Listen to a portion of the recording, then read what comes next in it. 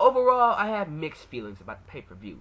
I will say that there were a lot of good matches on here. There were a handful of good matches that I thought would deliver and did deliver. And then there were some moments that kind of disappointed me, which I will get to in this video. So, getting on with the review, the show opens up with Daniel Bryan taking on Dibiase for the United States Championship. As I thought, this match actually turned out to be pretty good. They worked well with each other. I thought Daniel Bryan did a good job selling his wounds. He actually sold a shoulder injury, which I actually thought he actually got injured with. But no, he was just doing that to work the match. It was pretty well done. Anyways, he actually gets the victory over Dibiase with his label lock and making him tap out and stuff, and retains the championship. And that was, in my opinion, a good way to open up the show. And then afterwards, as he was leaving, The Miz attacks him from behind with the briefcase, comes out, cuts a promo, garners some heat, and teases that he was going to cash it in later on tonight. Does he do it? We'll have to see. So that was how the show opened up. And then we get into the next match, which is Sheamus versus John Morrison. Not a bad match. It has some good spots in here. I thought it was very watchable. Wouldn't exactly call this the match of the night, but yes, this was actually a good match to watch, in my opinion. John Morrison, as I predicted, ended up getting the victory off of Sheamus. Not with the Starship Pain, though. With that, the Chuck Norris kick, or the Chuck kick or something, that springboard kick he does to him, and knocks him out. Well, he did that kick to him, and then came back and did a running knee, and pinned him for the 1-2-3. A little different than how he ends his matches, but that's what we got. After that, we had a backstage segment between R-Truth and Cena, talking to him about what's he going to do. Cena just tells him, I don't know. And R-Truth just says, well, be sure you do the right thing. Cena says, I'm going to call her straight down the middle. R-Truth was like, well, I'll believe it when I see it. Then after that, we have the IC title match between Dolph Ziggler and Kaval, which in my opinion was the match of the night. These two actually put on a really, really, really good match. Looks like Kaval ended up taking Danielson's title as the man that steals the matches. So, hey, as I said, Kaval and Dolph Ziggler put on what I thought was the match of the night. This match was, from beginning to end, just straight up action-packed. It got a little slow towards the end for the simple fact that there was this spot that Kaval, Irish rips Dolph Ziggler into the corner. He does that little cartwheel kick thing, and he ends up actually hitting Dolph Ziggler in the nose region. He actually hits him too.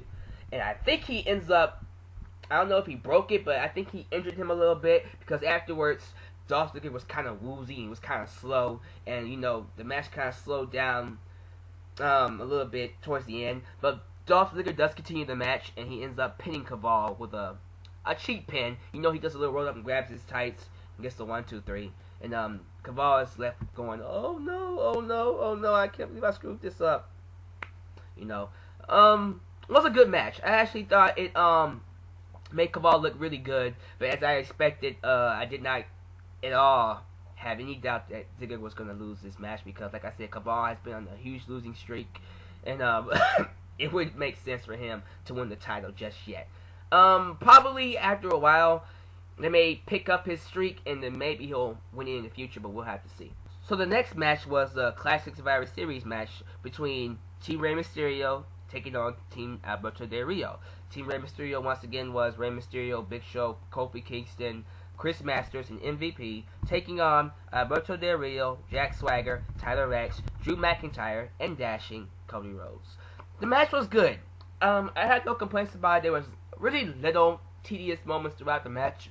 MVP got a huge pop from the crowd. This is his hometown, so why wouldn't you think he wouldn't get a big pop? So yeah, the crowd was in love with MVP. It sucked that he was the first one eliminated, of course, and I thought that kind of sucked for him.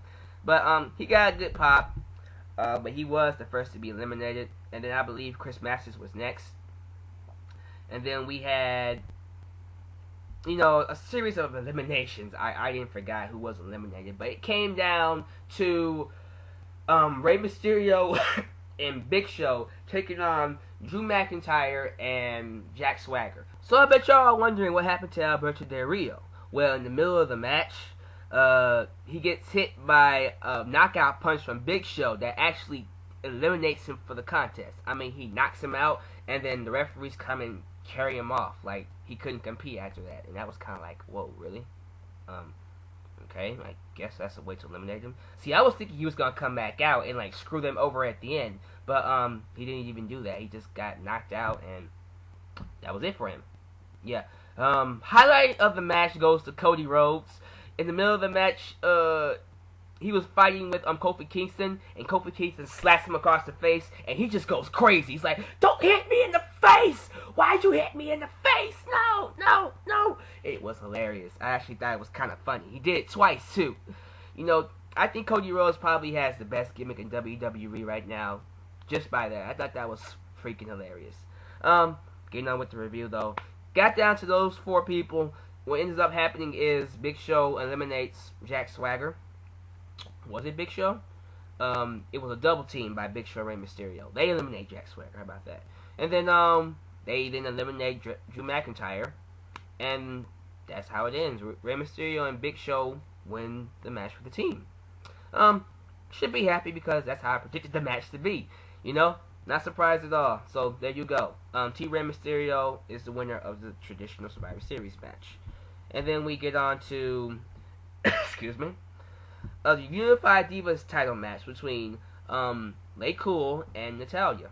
Believe it or not, this Divas match was actually pretty good for what it was worth. I actually thought LayCool and Natalya put on a really good match. I don't think it was all that long. I think it got about, maybe 3 or 4 minutes. Probably got a little bit longer, but it kind of felt short. Anyways, the match was good for what it was. Natalya actually ends up beating LayCool for the championships with a sharpshooter on Michelle McCool, I believe. Well, yeah, Michelle McCool. Put a sharpshooter on her and made her tap out, and she got the championships. And then they started beating up on her, and long and behold, guess who comes out? The Glamazon. Beth Phoenix comes out and saves Natalya.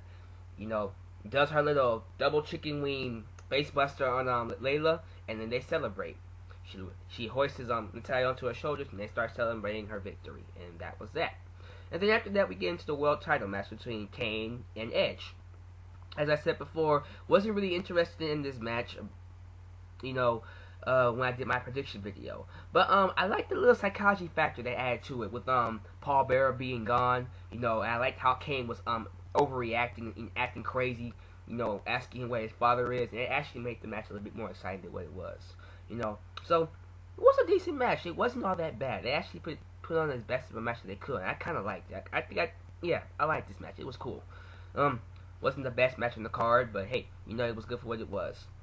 It ends in a surprising way.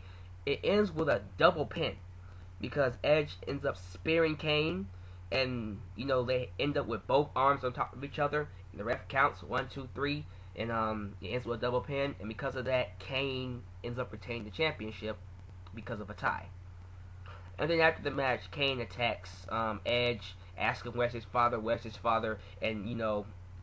Edge fights back, knocks him into that chair. He carried the chair down to the ring, by the way. You know that rolling chair he had Paul Barrett in on SmackDown? He carried that down to the ring, set it to the side to play a psychological thing on Kane. Well, he knocks Kane to that chair, and then he rolls the chair into the barricade and knocks Kane out.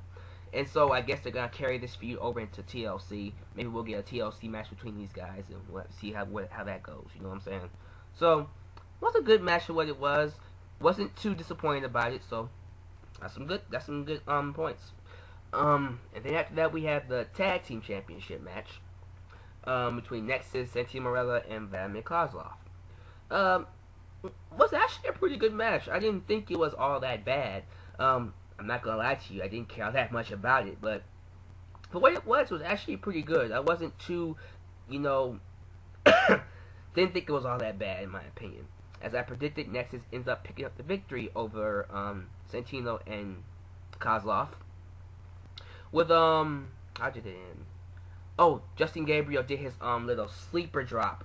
I don't know what that was called, like a sleeper slam move he did. Santino gets the 1, 2, 3. Then the Raw GM comes up and tells Nexus they have to leave ringside because if they're anywhere near ringside during the main event match, Wade Barrett's automatically disqualified. So they leave, and then we get into the main event of the evening. So, finally, the moment I've been waiting for. I've been waiting for this main event all night. Believe it or not, I think WWE just goes to show you how well they did building up this match, because I was thinking about this match since the beginning of the show. This is all I was really thinking about. So I'm excited because I'm thinking something exciting is about to happen. They get into the ring, do their entrances, they start wrestling. You know, have some good back and forth action. I'm thinking something is about to happen. I'm sitting on the edge of my seat. And how does the match end? It ends with Cena calling it down the middle. As in, he just pretty much... Well, this is how it pretty much ends. Wade Barrett is upset that Randy Orton kicks out of his wasteland. And so he goes to John Cena and gets all up in his face. You're not doing your job. You're not doing your job. So he pushes John Cena. And then John Cena's all like, okay. Pushes him back. And he gets RKO'd by Randy Orton. And then Randy Orton pins him. And then John Cena counts it. 1, 2, 3. And that's it. Yep, that's it. Nothing else happens. I bet y'all thinking, does The Miz come out and cash it in? No. That's what I thought he was going to do. I'm thinking, okay, well, if Wade Barrett's not going to win it, then this would be a perfect opportunity for The Miz to come out. And he didn't do it. So, apparently now John Cena is fired. You know, after the match, he goes around the arena, you know, shaking hands. He hugs Randy Orton. He hugs Michael Cole. He hugs a guy in the crowd. He goes around, you know, mingling with the fans, stuff like that, selling this whole little fired angle. But we all know he's not fired. Come on. Very disappointed at the end of this. I actually thought that WWE was going to pull the trigger and do something different with John Cena. Perfect opportunity to do it. All this build-up they've been doing for it to end like that.